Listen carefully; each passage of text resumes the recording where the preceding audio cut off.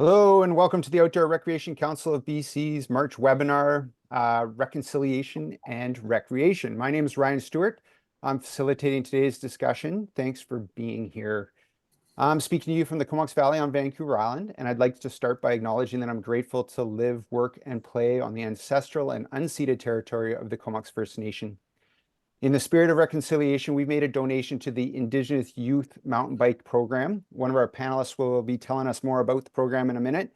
I also encourage you to check out their new documentary, Dirt Relations. You can find it on their website. They're also having premieres around the province in the next few weeks, so you can watch for that. Today's webinar is part of a monthly series hosted by the Outdoor Recreation Council of BC, and it was made possible by the Real Estate Foundation of British Columbia. So thank you very much to them. A little housekeeping. We are recording this webinar. Later this week, we'll share a recording and key takeaways, slides, and links. Today's webinar will include a presentation by 4 panelists. A question and answer session will follow, and we'll wrap up by about 2:15. Immediately following the webinar is a super short survey. Please stick around to take it. It only takes a moment and helps us do a better job with these webinars and cover topics that you want to see. If you have any questions during the webinar, please pop them into the Q&A box at the bottom of the screen. Someone might answer them directly. Otherwise, I'll try and pose them to one of the panelists during the Q&A portion. This webinar is part of the Outdoor Recreation Council's mandate to educate its members. The ORCBC is the only provincial voice for the outdoor recreation community in BC. It represents more than 90 nonprofit organizations and about 100,000 British Columbians. They range from hunting and fishing federations to hiking clubs, dirt biking associations, a real mixture of interests, but they're different passions merge with a shared love of the outdoors and an interest in reconciliation. The ORCBC recently surveyed its members, and they voiced a strong desire to learn more about how they can support reconciliation and build good relationships with First Nations. And with us today, we have 4 panelists from the recreation sector who have experience with reconciliation projects. We have Rob Clapton as the president of the BC Federation of Drift Fishers. He was intimately involved in the creation of the Lower Fraser Collaborative Table, a venue for discussing shared concerns between recreation, commercial, and First Nations fisheries in the Fraser Valley. Thomas Schoen is the lead for First Journey Trails, which is partnered with many First Nations in the province on trail projects. And he's the co-founder of the Indigenous Youth Mountain Bike Association program. Uzi Valiente is a policy and advocacy volunteer with the Squamish Off-Road Cycling Association and was involved in the signing of a memorandum of understanding between the club and the Squamish First Nation. And Erwin Oostendy is with the Wild Bird Trust of BC, which manages Maplewood Flats in North Vancouver. The trust is working with the Tsleil-Waututh Nation to rethink stewardship and practice reconciliation. Thank you all for being here. I'm going to stop sharing my screen now. We're going to start our panel discussion with Rod Clapton. Rod, I'll hand it over to you and tell us more about the Lower Fraser Collaborative Table. Thank you very much, Ryan. Appreciate the opportunity today. I should mention that I chair the Reconciliation Committee for the Outdoor Recreation Council, and also I chair the Reconciliation Committee for the Sports Fish Advisory Board. So pretty broad spectrum of representation between the two groups. And I guess my focus today, I'm just going to make some comments. I don't have a PowerPoint, et cetera, but just some basic comments about the Lower Fraser Collaborative Table from the perspective of fisheries, which of course is pretty important in British Columbia, both Indigenous, non-Indigenous, and commercial as well. Some of you are probably aware, some have been around a little while, are aware the 1990s really demonstrated what were called the fish wars. It was not a great time. The wars were primarily media-based, a lot of derogatory comments, basically bordering on racist comments between the sectors. And that was going on in the late 90s, early 2000s. And unfortunately, it progressed to quite a violent scenario that took place on the Fraser River, where a prominent First Nations chief was shot in the face with a pellet gun. Suffice to say, the potential for all-out violence was was imminent. And fortunately, the leaders within the communities, both Indigenous and non-Indigenous, the responsible people, got together over a cup of coffee and decided, okay, we have to do something. We have to do it now. This cannot continue. So that, in essence, what evolved out of that was called the Peacemakers. And I believe 1997, 98, somewhere in there, the Peacemakers was formed, which carried on for a number of years. And it actually, before it morphed into the Lower Fraser Collaborative Table, it actually received an award from Fisheries and Oceans, a Recreation Fisheries Award, recognizing the efforts of Indigenous and non-Indigenous people toward trying to find conflict-free fisheries and learning more about our individual fisheries. The Lower Fraser Collaborative Table is pretty significant in that it represents all the major sport fishing organizations, such as the Sports Fishing Institute, the BC Wildlife Federation, Sports Fish Advisory Board, and other groups such as my own, the BC Federation of Drift Fishers. And that represents a very, very significant number of anglers throughout the province. The Peacemakers evolved, as I mentioned, evolved into the Lower Fraser Collaborative Table. And I'll be very honest, I mean, two decades later, it's still, in essence, it is a work in progress. And the Lower Fraser Collaborative Table carried on the mandate of the Peacemakers to reduce conflict and find ways to share the resource. What we did find, which was good as it progressed and we developed the respect between the individual members at the table, we discovered we had a lot more in common than we had differences, and that certainly was a real positive. The other interesting, I guess, aspect of the Peacemakers and the Lower Fraser Collaborative Table: no government in the room. This is called, within the Indigenous community, it's actually called Tier 3 consultation. That's where the Indigenous communities meet directly with the other sectors, such as the recreational sector and the commercial sector. We made have made some pretty significant progress without the government in the room. And I think some of you can appreciate there are certainly benefits to that.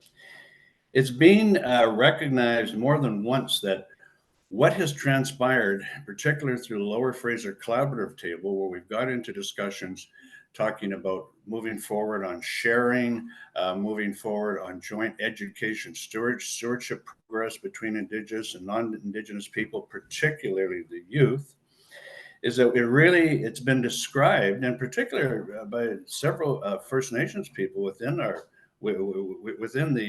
group, that this is true reconciliation. So I think it's fair to say I appreciate the reconciliation is the dominant issue of this decade and beyond, but groups such as the Lower Fraser Collaborative Table have addressed reconciliation over the last number of years. Are there critics? Certainly there's critics of our efforts on both sides, but the good news is that the leaders within the communities, be it recreation, commercial, or Indigenous, the leaders and the decision makers are at the table.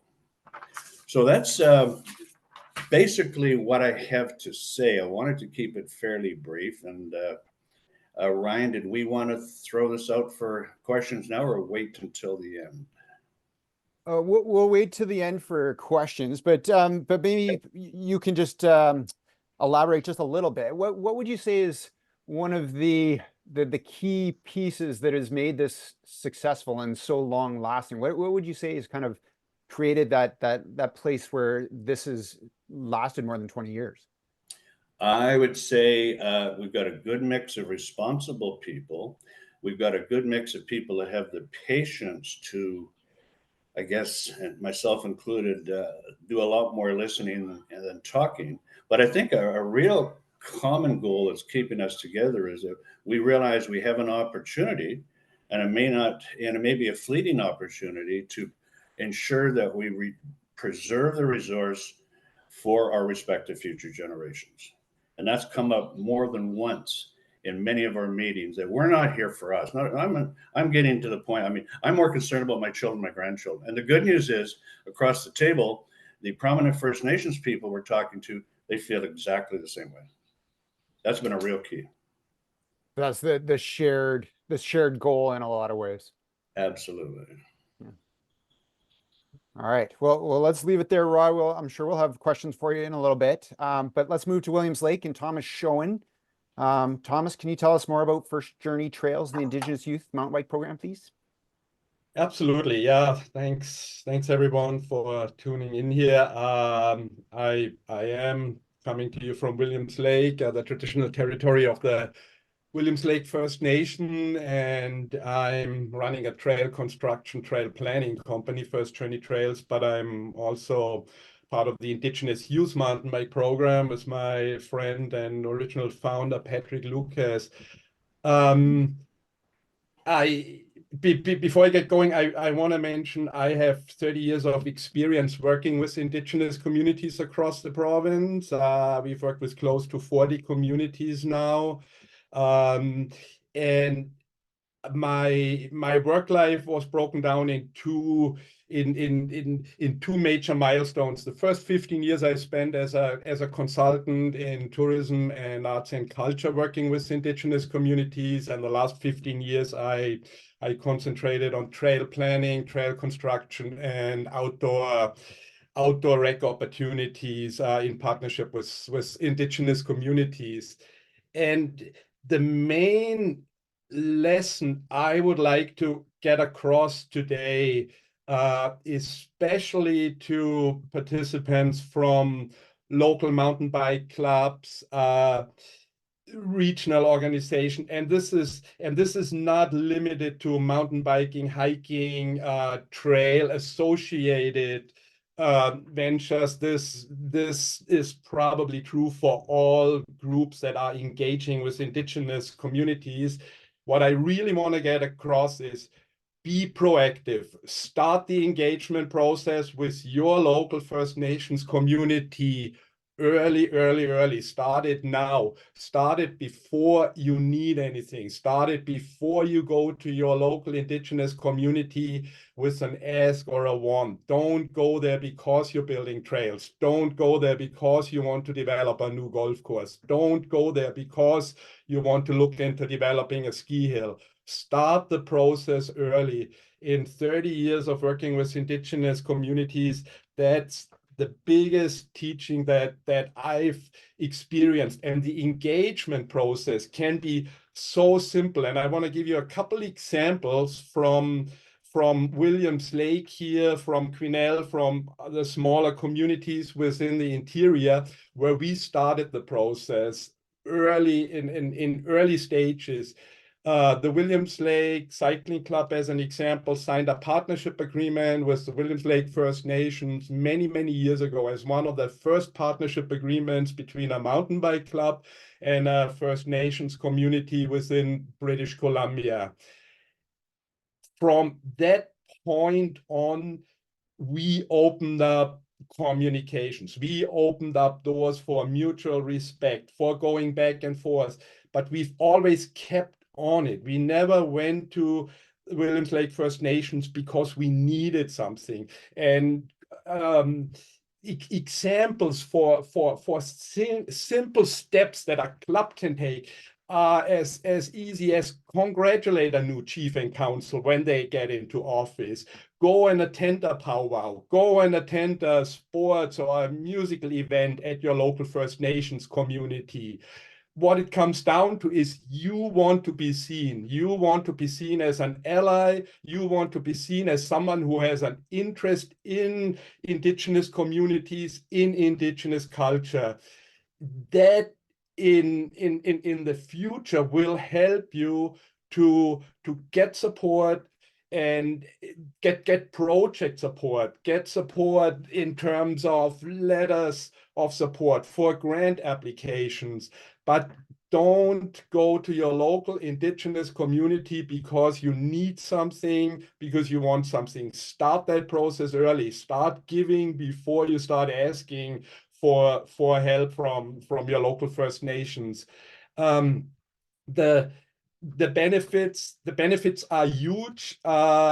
Your club will have a much better standing, chances of future grant applications are higher. You really want to show this ongoing communication and support. Give letters of support if your local First Nations is planning on constructing something. If they need help, offer support, and then turn it into a long-term commitment and make this long-term sustainable. Don't make it a weekly, a monthly issue again, just because you have an ask, because you have a need for a partnership. Show your commitment long term. Go there even if nothing is going on. Every once in a while send an email, say, explain what's going on in your small world, in your community, within your club. Tell them what the plans are. Invite them for meetings. It might not be easy to get someone on your board of directors within your local nonprofit, but reaching out over and over again shows your commitment and shows your support of your local First Nations. And that brings me to two other really important topics that we absolutely have to discuss whenever this topic comes up. And one is capacity, and the second one is a no is a no. So many Indigenous communities, their priorities are not our priorities. If you don't have clean drinking water, if 8 people are living in a small home and have to share resources, trail development or a new golf course in the settler community next to them might just not be a priority for that small Indigenous community in BC's north. So if community is not there to work with you, keep the engagement process up, but respect that there are limitations when it comes to capacity within small Indigenous communities. And if an Indigenous community is not in favor of your project, if you don't get support, take no as a no. Don't keep pushing. Times might change, maybe a year down the road, maybe 3 years down the road. Chief and council is changing. A new perspective comes into play. But if you get a no, respect that no and don't keep pushing. So as a call to action, I would ask you all to start the engagement process early. You might make mistakes. You probably will make mistakes, but it doesn't matter. What counts is that you're reaching out and that you're showing support, and most importantly, that you're showing interest.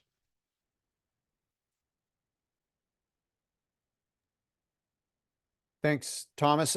Quick follow-up there. I mean, kind of on that point of the capacity and the interest from a First Nation. I mean, we've seen these questions before from in previous conversations like this. People do wonder. I mean, how if they're not getting that engagement, do you suggest like just continue just keeping them informed of what you're doing, and like is that the strategy at that point if you're not getting sort of a reply to your messages or things like that? Very much so. I mean, Patrick and myself, when it comes to the Indigenous Youth Mountain Bike Program, we experienced this over and over again. I mean, you wouldn't believe the amount of emails that we send out and we don't get a response. Be gracious about it. Write an email again, write it over and over again, like keep up this timeline, keep up this time frame. That's where consistency really comes into play, like and like I said, attend events. Once you made a personal connection, once you attended a powwow and you get to shake the hand of the local chief or a counselor and they get to know your face, well, maybe 4 weeks down the line, maybe 4 months down the line, they will reply to email. You need consistency and you just have to hang in there. We just absolutely have to realize that if someone wakes up to 100 new emails in their inbox in the morning, well, you from your local mountain bike club, you are not a priority. So keep at it. Yeah. Excellent. Thank you very much, Thomas. I appreciate it. Uzi Viliante, can you tell us a little bit about SORCA and the MOU you signed with Squamish Nation? Yeah, I mean, I mean, before I I get to that, I think my presentation is largely going to be to underline what Thomas just presented. I thought the points he's made are excellent, and they're points that I'm basically, my presentation is just going to underline a number of the themes that he raised. So the Squamish Off-Road Cycling Association is now in its 31st year. And it is we boast well over 3,000 members here in Squamish on the territory of the Squamish Nation. My journey to dealing with First Nations and becoming part of SORCA. My mom is from Pakistan. My dad's from Italy. They immigrated to Canada in Montreal. So I'm giving you sort of the formal who I am, as I would if I met someone from Squamish Nation. I grew up in Montreal, moved to Ontario. When in my late teens, I joined the Canadian military, and my first experience meeting someone from a First Nation was an instructor when I was in training with the Canadian Airborne Regiment, and I became aware of Indians beyond playing cowboys and Indians as a kid. I met my first real quote unquote Indian, and I learned a tremendous amount about what First Nations had gone through. I got out of the military. I went to university. I studied environmental science and chemistry. And later on, I started working with First Nations on waste-related issues. And that's work I continue to do in Ontario today. I moved to BC mainly because I love mountain biking, and I used to come out here for mountain biking and moved to Squamish. And I became involved with a number of the policy and advocacy issues that we're facing. Squamish, anybody that's been here for seen the amount of development and things that are going on. And I became engaged with the Squamish Nation. And that journey started when SORCA built a trail called the Legacy Trail up into Round Mountain. And that trail passed through Squamish Nation land, and it was built without any consultation with Squamish Nation whatsoever. And so Squamish Nation raised the issue, and they raised it in a non-confrontational, non-adversarial, the most gentle sort of reproach you could imagine. It was like, hey, do you guys realize that X, Y, and Z? And to the credit of the president of SORCA at the time, that started a dialogue. And that trail went from being an illegal build on Squamish Nation land to being a trail that was then named by Squamish Nation. And that started a long process of interaction that was what I would call non-transactional. So to raise Thomas, to underline Thomas's point, there was no purpose to the relationship other than the relationship itself. So it was to start a dialogue and an understanding between the two communities and what was happening in Squamish. And from that, I don't know, are my slides showing here? Yeah, so that sort of came to a discussion about what is it that we occupy so much of the land in terms of our trails. That's one of the most extensive trail networks in the world. A lot of it on Squamish Nation fee simple land, but on all of it on Squamish Nation territory. Was how could we engage in a meaningful way with Squamish Nation? And of course, that was to get Squamish Nation kids on bikes, enjoying the land in their land in a way that they could really connect to it. And so that started on some very small scale efforts to get kids on bikes. We had commercial partners who provided mountain bikes and equipment for those kids. Every single company that provided bikes and equipment for the kids asked for no recognition, no commercial recognition. They didn't leverage any of what they provided to sort of, bolster their brand, that they were working with First Nations. It was done purely for the purpose of doing it, not for, again, leveraging those things that they donated for any commercial purpose whatsoever. So, again, that sort of ethos about, the relationship is the objective. There is no other objective other than that, became sort of the overriding way that we have always interacted with Squamish Nation.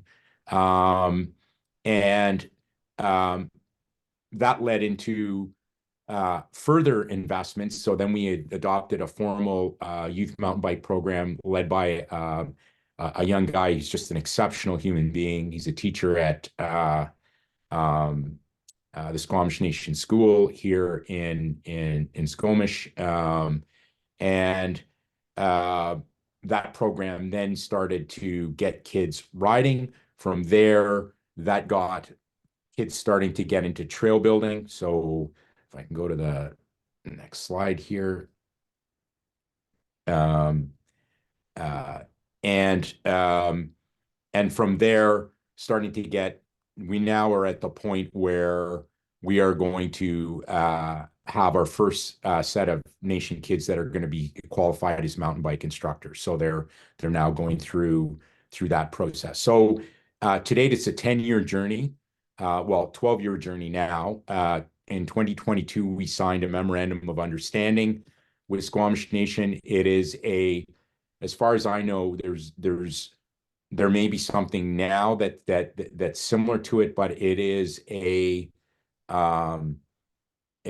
expansive vision for the relationship. So in effect, SORCA is the land steward on Squamish Nation lands that are designated by Squamish Nation for stewardship. We are responsible for maintaining trails. Where there's a new trail proposed, we apply to Squamish Nation through a formal process that looks a lot like the process that the Crown runs. There's an electronic portal for submitting that. It's our responsibility to control road trail building, to communicate the values, the values by which we conduct ourselves on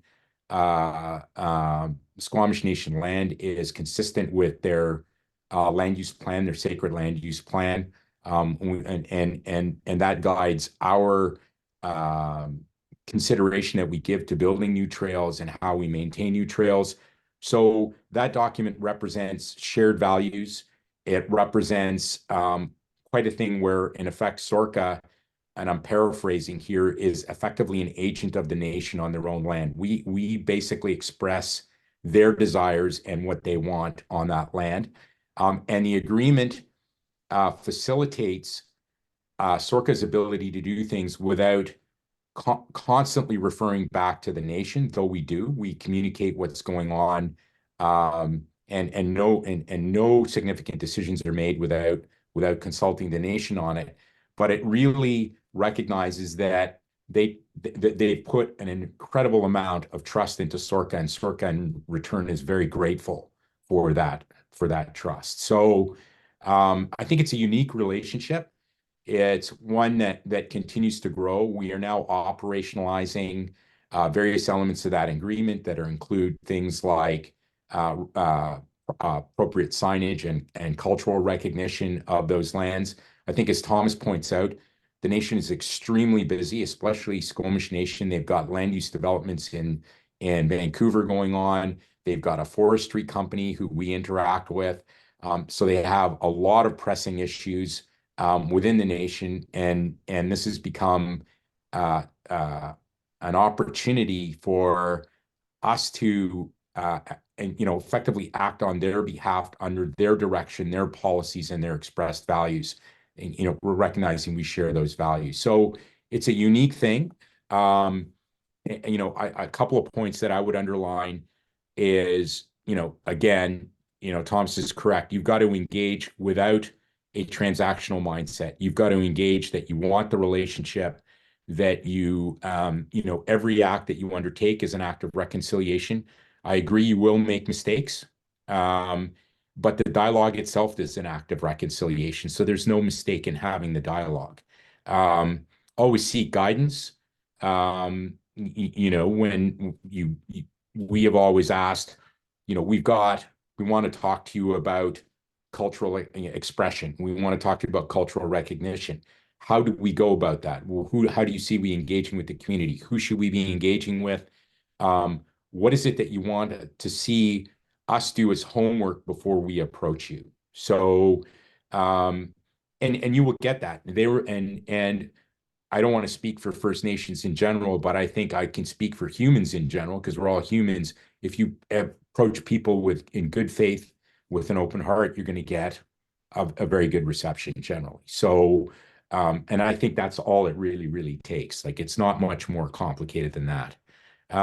So I could go into the mechanistic things that we're progressing on, but I think the importance today is just to underline the idea of a non-transactional, non-mercantile sort of genuine relationship, to understand what your local First Nation has gone through, what their values are, what values you share with them, how you can express that through how you engage with the land and how you engage with each other. So that's my basic advice.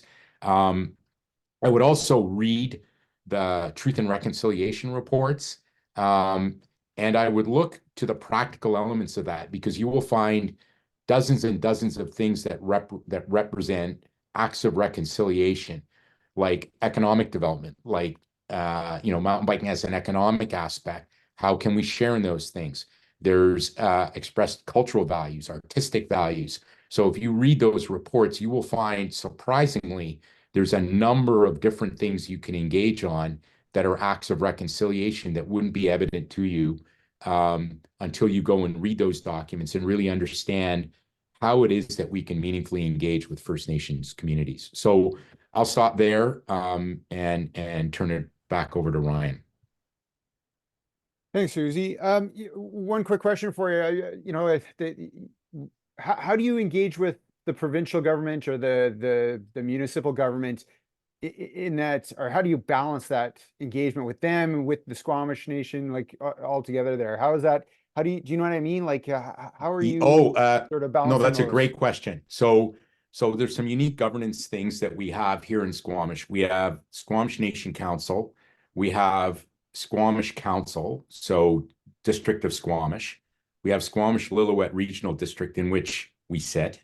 And we have the community forest, and the community forest is co-governed by Squamish Nation and the District of Squamish. And that really is becoming a forum for making all kinds of land use decisions about. So one of the things we're doing is the trail inventory, and we're weighting the inventory of trails based on their use, their historic value, and that is informing how people look at forestry, how they look at what trails may need to be decommissioned to accommodate forestry, and then a new trail being built, or how a trail can be preserved as forestry goes on an ongoing basis. So we now have a formalized venue for that dialogue. We have interaction with the provincial government, and that has come in the form of lands that are being returned to Squamish Nation as part of the wood fiber LNG arrangement. And that discussion has been about, some of those lands have a really rich trail network. And that has been one feature where we've used the relationship to talk about the future of those lands and their aspirations for those lands, recognizing they are 100% determinant on what happens. The agreement basically sets that principle, but within that, the relationship is established in that MOU for how mountain biking is going to occur and how those trails are going to be maintained or new trails built. And so the province really is there's money coming from the province to be administered by the parties. So it's a complicated relationship, I would say that, but we now have governance structures in place that are formalized that allow this dialogue to occur at a District of Squamish, Squamish Nation Council, and then SORCA being essentially a party that interacts with both individually and together. So it takes some work. When we want to put a policy issue on the table, we've got a lot of legwork to do here because there's a lot of folks to talk to. Notwithstanding the fact that we do have some formal governance mechanisms in place, and that goes back to another point that Thomas raised: is limited capacity within Squamish Nation to take on every issue as if it's a front burner issue. If you want something done, do your homework, do as much legwork, as much research, as much fact-finding, without presenting a conclusion on how something's to be managed. Provide all the evidence that you can about what should happen, so that you're taking the work off the nation's table.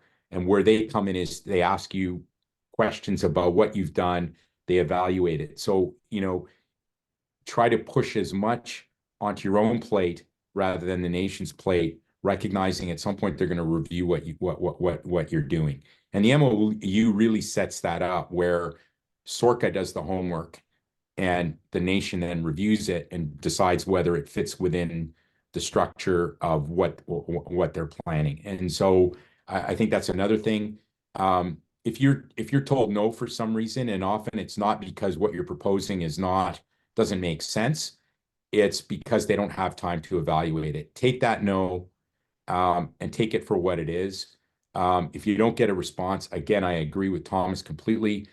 Keep communicating, keep providing information, keep your records, so that when they finally do get engaged, you can then have a meaningful dialogue, getting them up to speed on whatever the issue is. So, you have to recognize that they're extremely busy. There's lots of issues, and those issues, again, are things like healthcare, their education, their drinking water, their housing, very, very pressing, immediate issues that First Nations are dealing with. And while land use is critically important and recreation is important and getting kids out recreating is important, it may not be first tier and maybe a second tier issue.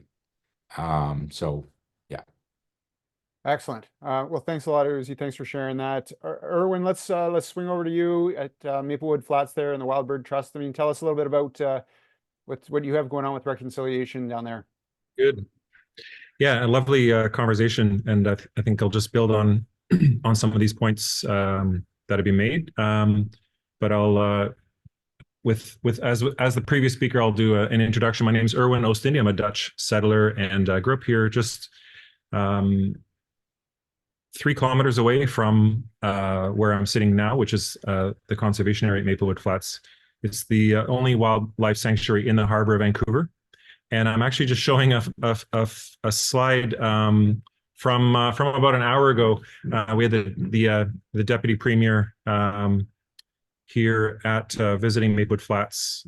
Does that work, that presentation, or can you see the slide? We can, yeah, we got the presentation. It's, yeah, there we go. Yep. So we just had the deputy premier here about an hour ago. He's an avid birder, if you don't know, and we also have here in the Nature House with me right now is students from the tourism management program at Capilano University. So they're researching with us, looking at Indigenous knowledge and, excuse my neoliberal language here, but tourism product development. So looking at how, what does the public expect from the site here, and how can we produce more opportunities for the public to learn and integrate Indigenous knowledge into the site. And the BC government has invested into the infrastructure on our site. We have a 256-acre area here in the harbor, and some of you will recognize Mount Seymour there to the right, the Seymour Valley, Lynn Valley to the left. So 256 acres, 5 kilometers of trails. It's a free open space. That's certainly how nostalgically we as settlers think about the area. I grew up, my father was the parks manager in North Vancouver from the 1950s to the 1990s. So he created like the first skateboard park in Canada at Sealin. So I grew up in a family where, acting in a civic realm and thinking about geography and place and land is important. My dad also taught parks management at BCIT for many decades. So that's my teachings. And also, I think growing up with grandparents, and my dad was in hiding at the end of the World War II in the Netherlands, thinking about our own family history and how do we come to learn about Indigenous issues. I think growing up in North Vancouver on the unceded Tsleil-Waututh and Squamish lands, I really was aware that history, we live in moments of history. And we think about this site, we can think about it as a former Brown site, we're restoring this Brown site, but in fact, it was a very damaged site that the Wild Bird Trust took on in 1993. It's a former gravel pit. And when you think about the environmental racism that the Tsleil-Waututh Nation have had to put up with for decades, all the refineries that surround their reserve here, the train lines, the off-gassing, these mining operations, Dollarton Highway, all that impact is something that we don't think about when we think about this beautiful bird sanctuary that we operate. But when I go back even further, terra nullius thinking about what even rights do settlers and our organizations and our municipal governments have to the lands when it was, this is the very first map of the area here. And literally in 1863, it was an experiment in the British Commonwealth, somewhere in Australia and in southwestern BC, was the first land registries. So it's the first time that these lines on a map became registered in office, and then magical fairy dust turned these into properties that the settlers could claim as their own, with this notion that the lands weren't being used productively. That because essentially settler eyes didn't understand how to interpret Indigenous science. They didn't understand clam gardens. They didn't understand the food forests that Coast Salish people and other people, First Nations across BC, have operated for millennia. Right, this agricultural production in the forest that was blind to Western science. So when you think about this map, for me, it's a really good starting point to think about this particular area, that settlers came here. And then, when you think about the first 1893, the first year of the District of North Vancouver, right now, it considers and it brands itself as this place where mountain biking, trail networks, all this beautiful integration with nature exists. But 1893, when the District of North Vancouver was created, it was just a brutal clear cut, right? All of North Vancouver was just a brutal clear cut. So it's important to think about our history and in the context of what we're actually doing as organizations. We focus on redress. We don't focus on reconciliation. So reconciliation is about dialogue. It's about understanding the problem. But redress is actually doing something about it. It's about repairing that relation. And so the premise of our work here in the harbor of Vancouver is all about land back. It's about repair. And the repair is not just improving the sites where the mining operation was happening here or the destruction of the habitat. It's actually also repairing the relationships.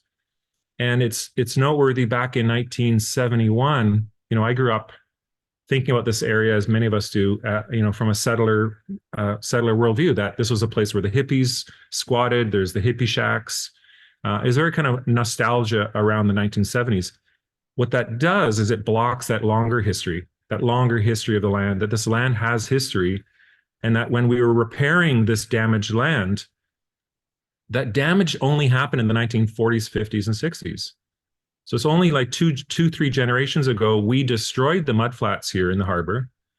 And so while we're proud of the repair work that we're doing, we have to put it in context, right? So when we embarked on this in 2017, the Wild Bird Trust of British Columbia used to have about 8 different sites across the province. Now we have this site here at Maplewood Flats. We started to think first about TEK, right? Traditional ecological knowledge, two-eyed seeing. We started to think about a restoration work. And I remember being at an AGM, an annual general meeting here in the Nature House. There's about 80 people in the room, and about 79 out of those 80 people were visibly white. But when you look out the window at the pathways, we have about 80,000 visitors a year. When we see who's walking in the pathways, it's not white folks. It's not white folks who speak with UK accents. And so even our own work was not in sync with what was actually happening outside of our little bubble.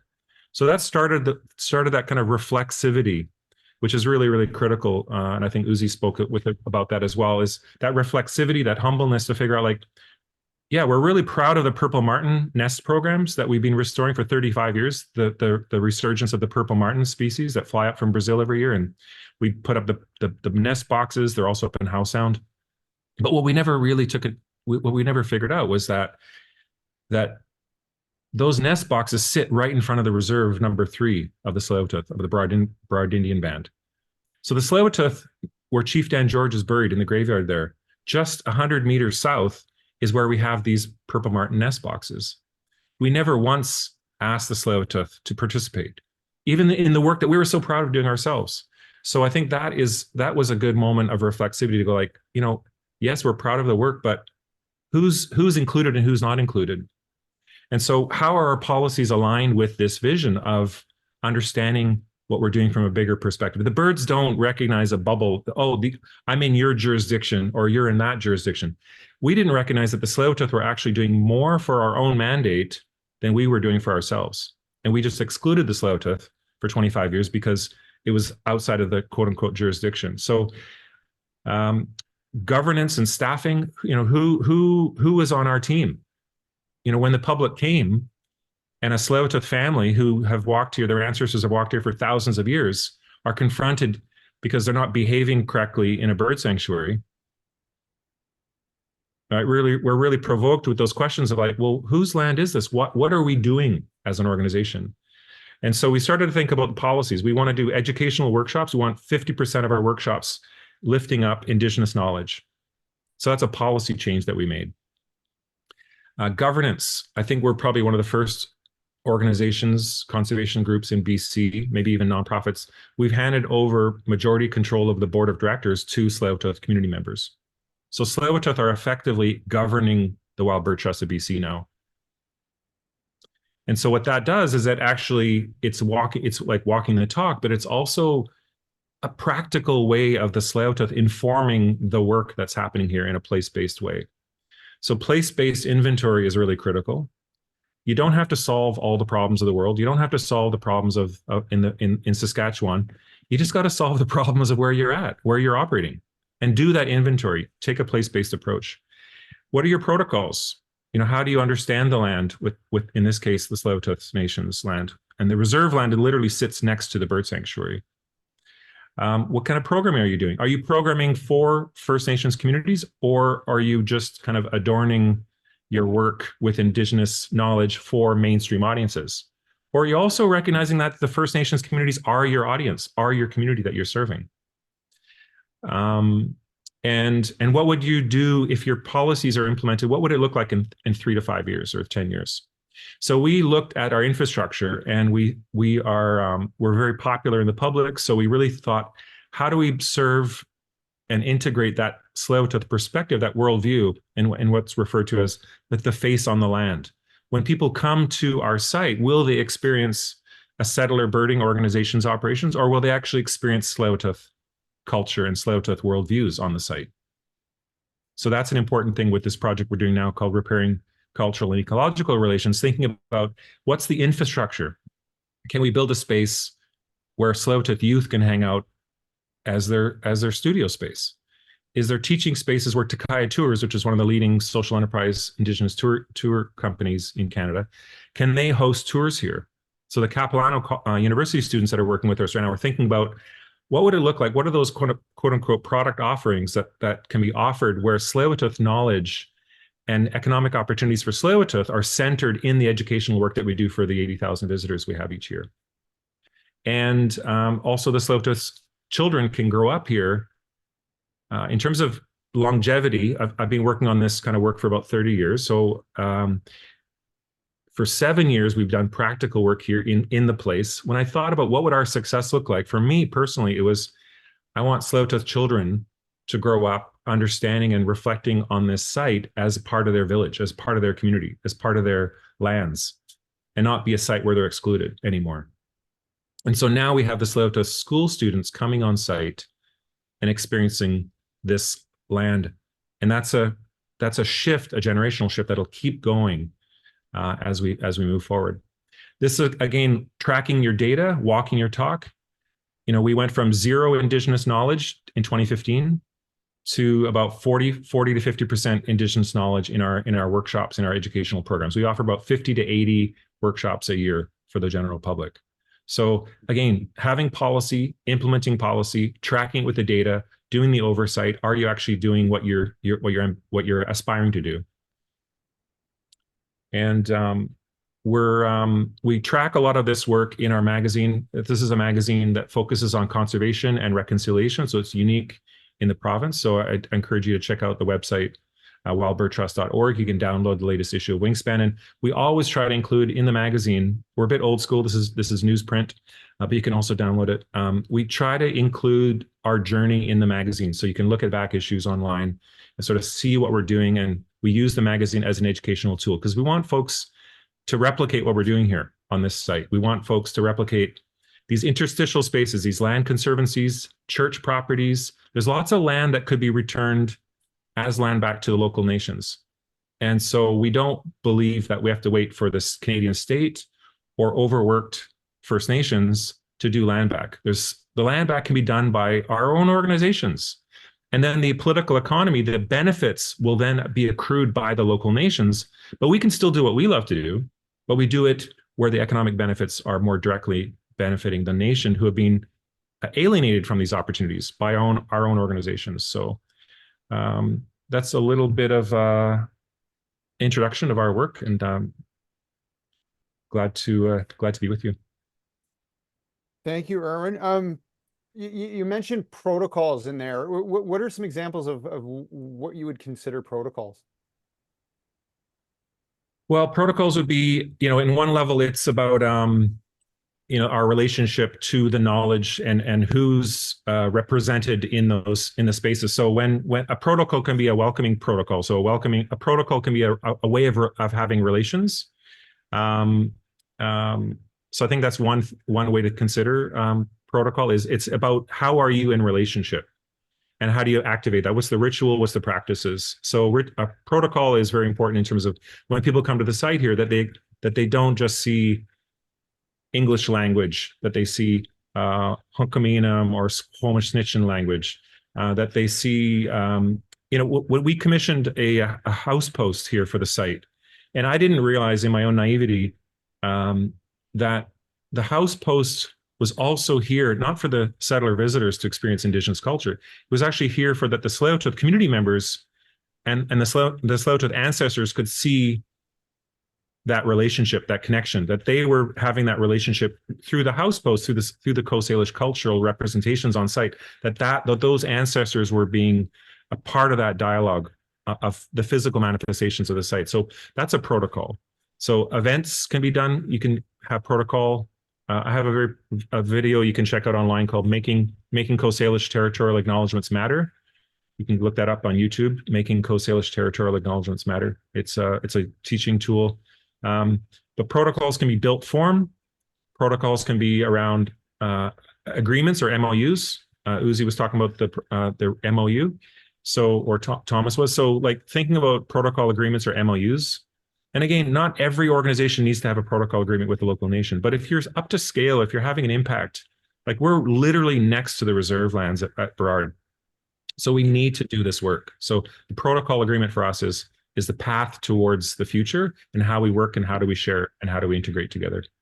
Yeah, I mean, if I could just jump in for a second, I think Erwin's making an incredibly important point. Like I talk about a memorandum of understanding that's got signatures on it, but the real signing, quote unquote, of that agreement was a witnessing ceremony in the traditional approach that Squamish Nation takes to binding agreements, which is they call witnesses to witness the parties agreeing to something, and that becomes, and there's witnesses from Sorka's community and there's witnesses from Squamish Nation's community, and that becomes a community agreement, and the witnesses carry the word to their respective communities about that agreement. And that was a very powerful day when we had that. And it was powerful not just because of the agreement, but because of the communications that came out of it about how Squamish Nation enters into agreements, which itself was a teaching moment. So these things are incredibly important. And we did, Uzi, just picking up on that quickly, I was involved with a witness program which ran out of the Roundhouse Community Center from 1997 for 10 years. And we brought 10,000 Vancouver residents up into the headwaters of the Squamish River system for 10 years, every weekend. And there was witnessing ceremonies. And it was a really great way that both on the Squamish Nation side, they recognized that they had allies. But from the settler community and the civil society and the Parks Board Community Center, like the Roundhouse in Vancouver, they were way ahead of their time, because they were bringing these, like I said, 10,000 people up into witness these witnessing ceremonies, this ancient protocol of the Coast Salish lands here. I actually have a book that was written about that entire thing, and Chief Campbell, his book documents all of that. That was fantastic. There's precedent setting. Rod, you got something to add to this? Yeah, just very, very briefly, because I'm sure there's people want to ask some questions. In my presentation regarding the Lower Fraser Collaborative Table, I didn't get into all the protocol that we've established, the terms of reference, the memorandum of understanding, the communications protocol. That's all being done. But I should mention that through ORC in particular, through our reconciliation committee, we are currently working on, and certainly appreciate input from all the different member organizations and the individuals here today, toward developing a primer that we can send out to our member organizations to assist them in the reconciliation activities, particularly the simplicity of getting together for a cup of coffee with one of your First Nations neighbors and developing the relationship. And I have to mention patience, patience, patience. And it takes a long time, but the end result, I think, is certainly worth it. All right. Well, yeah, I mean, we're right into the Q&A session here. We very seamlessly moved into that. So we've had a few questions, and I see some of the people have, some of you guys have answered already some of them, but why don't we take that very first one that was asked on there, and, you know, just any suggestions and thoughts and advice you have for making that first engagement and approach to a First Nation, and how to go about that, how to begin that conversation. I know, Rod, I remember talking to you, and it was all about that cup of coffee, sitting down across the table and creating that personal relationship, right? Absolutely. And again, the patience required, ensure you've got the right people in the room. Just because you may not get what you think, or you anticipate a speedy reaction to your concerns or a speedy response, don't expect that. When the groups get together, it certainly does take time. And the first thing is, most important thing, is understanding each other's cultures. And that's so important, respect and understanding of cultures. And that leads to collaborative discussions going forward. Yeah. Anybody else want to weigh in on that, on those kind of first engagements, those first steps, those first relationship building exercises? Yeah, absolutely. I just wanna echo what Rod said. Patience and persistence, I think, is absolutely number one. And then my second suggestion, and I realize that is not easy to do for everyone, but I'd say go in person. If you'd sent emails in the past, if you try and reach someone on the phone because you want to establish this communication process, if you're not successful, go in person. I've never visited a band office where nobody made the time to talk to me. If I sit there for half an hour, if I sit there for 60 minutes, eventually somebody will make the time and open up that talk, open up that dialogue. It can be intimidating. You might feel out of place, but it worked really, really well for me over the past 30 years. Go and make a personal connection with someone, and you'll be surprised how far this will go. All right. There's a comment or a question here about sort of giving up access to whether it's trails or other, maybe it's fish, things like that. So the actual question is, have you ever had conflict with First Nations about trails, recreation opportunities being closed, or access issues? If so, how did you resolve them? So I know, Uzi, that there's been some issues in Squamish with some regions being closed, with climbers in particular. I mean, is this something that you've had talks with the Squamish First Nation about? Yeah, I mean, you know, like you might get told no, and there's only conflict when you argue. So, if you accept no for what it is, and you never are going to get a no out of, like, at least I can only speak for Squamish where I live. You're never going to get a no out of spite or just for the sake of saying no. There's always a good reason for it. Um, you know, and long before you get to asking a question, you should ask the question understanding the context in which you're asking the question. So if you've done your homework again, um, you will have had very early discussions about where are culturally sensitive sites and locations. You know, there's an example in Pemberton, for instance, where there's a rock which is a birthing rock. It's got an incredible view, and you just stand there and you know immediately you can feel it in your bones that that's a spiritual place. And if you ask questions about what your intentions are and you get feedback and you take that feedback for what it's worth, there should be no conflict. And so, you know, that's the basic premise that we come on, is that there's, you know, Squamish Nation is self-determinant on its land. That's just a given. And if you take that, there should be no conflict. And it's your responsibility to go back when there is a no, and explain why there's a no. But again, it's never been my experience that you'll get no for the sake of no. There's always very good reasons. And again, if you've done your homework, you should be anticipating, or you should understand the context in which you're making your request or expressing your desire to do something. And if you've done that, it's very unlikely that you will get to a point where you stick something in front of somebody and they say no, you really should have known better, because that ongoing dialogue has informed you the context in which you're asking to do things, or in which, you know, let me reframe it. Not so much asking, you're doing things together, right?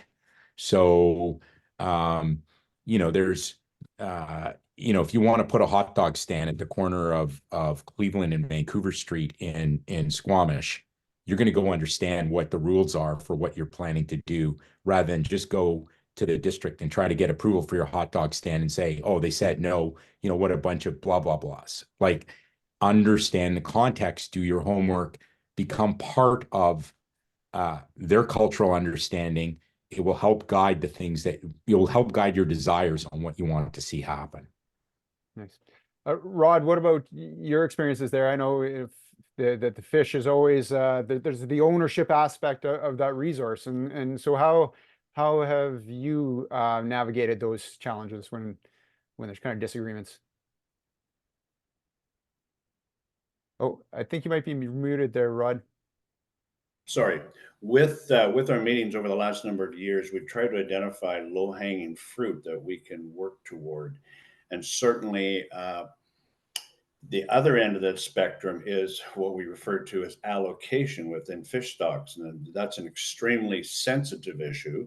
And many of the issues we deal with, particular allocation, are also subject to the jurisdiction of either federal or provincial government. So we try and we try and park the difficult issues where we can, and find, as I say, the low-hanging fruit, common issues that we can work toward, be it communication, be it stewardship, be it working with our youth, sharing fisheries on the river, trying to keep them conflict-free, talking about specific areas where First Nations will be fishing, and we try to stay away from those areas, et cetera.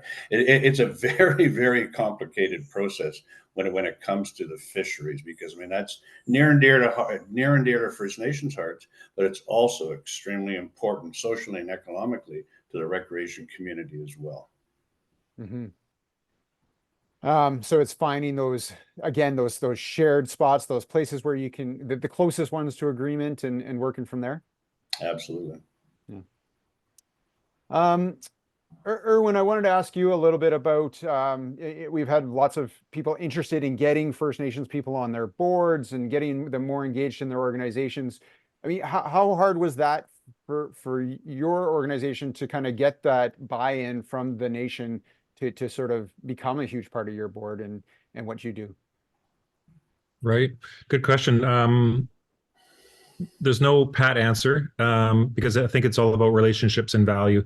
But I would say a couple of framing thoughts. One is this notion of volunteerism is a very kind of Western colonial idea, and that might be the first time that you're hearing this.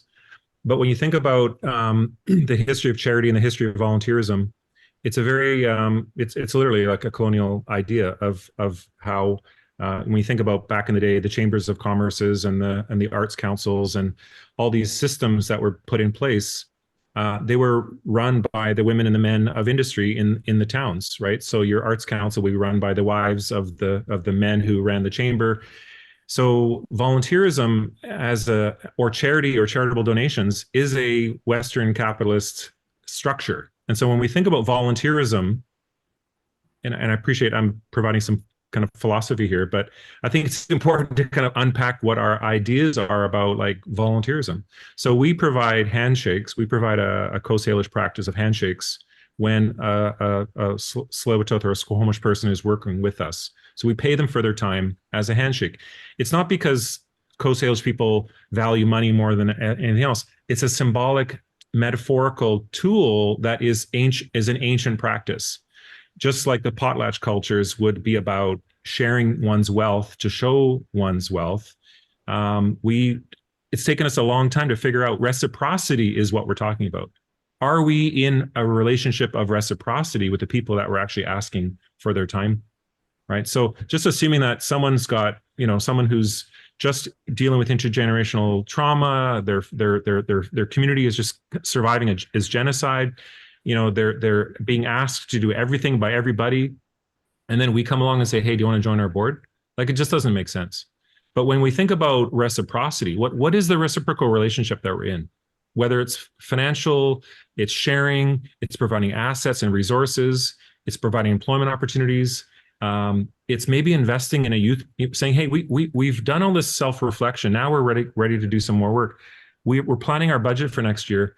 And we're going to set aside $25,000 from our budget for a youth program over there. And we're just going to literally say to the nation, we're going to write a letter to chief and council, say, we've got $20,000. Is there a young person that is interested in X? Or can we give it to your youth committee? Or can we give it to your elders program? Like, what's the reciprocal relationship that's in play? So rather than looking at it transactionally, and I think Uzi was talking about that, don't look at it transactionally. Think about it in terms of reciprocity. And then unpack our beliefs of like, where do our beliefs actually come from? Because they're typically colonial beliefs, because that's the culture and society that we're raised in. And so two-eyed seeing or Indigenous knowledge, integrating that into our practices will create these outcomes that we actually never intended, or that we could never actually have imagined because we're blinded. We come, I was raised in North Vancouver. I didn't know when I was in high school that kids were still going to Indigenous day schools, Indigenous kids. I didn't know that. Right. So, but it's something that we can do, and we can figure out what is that reciprocity that we can offer. And then it's maybe an easier conversation. Yeah. I think that's a very powerful point. I've had folks there where when we want to put a sign up about a frog species that's, that they're migrating across a path, and we want to put up a sign up, we want it to be in the Squamish language. And if you're going to go ask someone to translate it, going back to this Irwin's idea of reciprocity, what are you offering? Because they're sharing their knowledge with you, right? And again, it's hard for us in a capitalist society not to look at that as a transactional relationship, but it's a sign of respect, right? You're contributing to me, I contribute to you. Together, we're better together. So yeah, very, very important point that Irwin's just raised. All right. We're running short on time here. I want to have two last points. Two questions I want to ask. First one though is one that I've seen a couple times now, about working when you have sort of overlapping territories or band has interest in, more than one band has an interest in an area. Thomas, is that anything that you've had experience with, and how do you navigate that? Absolutely, it has happened in the past. It's a very complicated, very difficult situation. My advice, my approach is I have to step back. This is not for me to resolve. This is an issue between nations, between communities. I'm not a negotiator for either one of those nations, for either one of those communities. So I have to withdraw. It's just not my role to engage. Yeah. All right. And I would say, just backing up Thomas, I would say in this place and time. So Yes. 10 years ago, things were different. In 10 years from now, things will be different. So don't worry about the kind of like, oh no, these dynamics are impossible, or these dynamics will shift. And so as long as we keep showing up in a good way, then in 5 or 10 years, when these dynamics shift, then we might be in a position to do the work together. And I think those dynamics are changing in many cases, at least here on the southern coast. You know, the Tsleil-Waututh, the Musqueam, and the Squamish talk to each other. Up near Whistler, the Lil'wat Nation and Squamish Nation talk to each other, and they work on things together. So it's true, it's evolving over time, and nothing's static. I mean, nothing in human relations are static. All right. And so I'll just have each of you weigh in on this final question. One piece of advice you wish someone had given you before you started down this path of reconciliation or reciprocity. What would you say? Uzi, since you're up there, why don't you go first?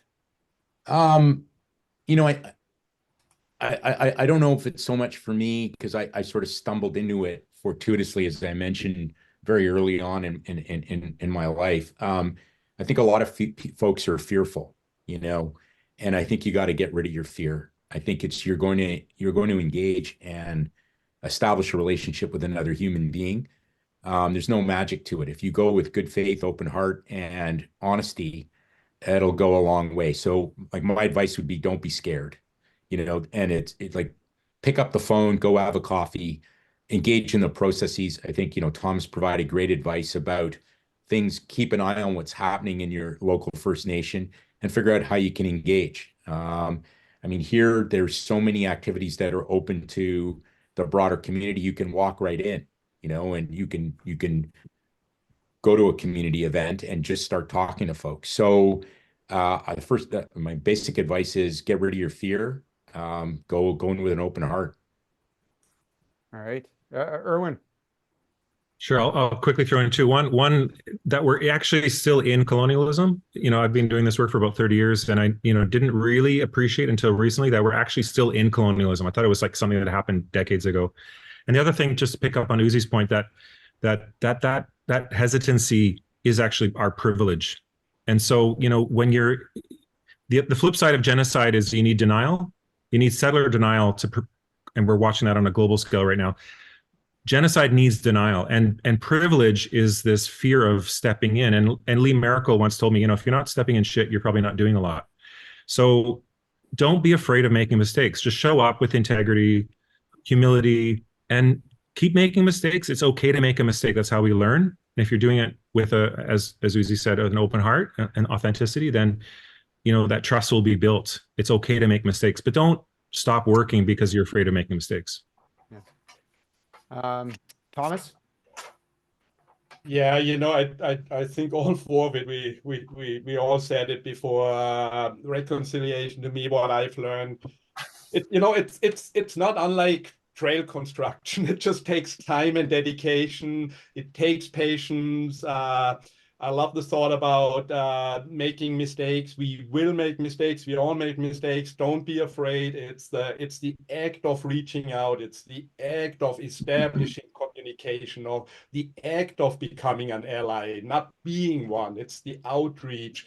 So yeah, practice, patience, and persistence is really what I had to learn to work in this world of reconciliation and outdoor recreation. All right. And Rod, last word to you. Yeah, certainly. Thomas took two of my words there, but that's good. Any advice I wish I'd been given 25 odd years ago, I guess, when I first got into issues relating to the reconciliation perspective. Forget stereotypes and demonstrate the patience and the persistence toward understanding our respective cultures. That's it. Nice, nice and succinct. All right. Well, thank you all for sharing and for being here. I appreciate your time.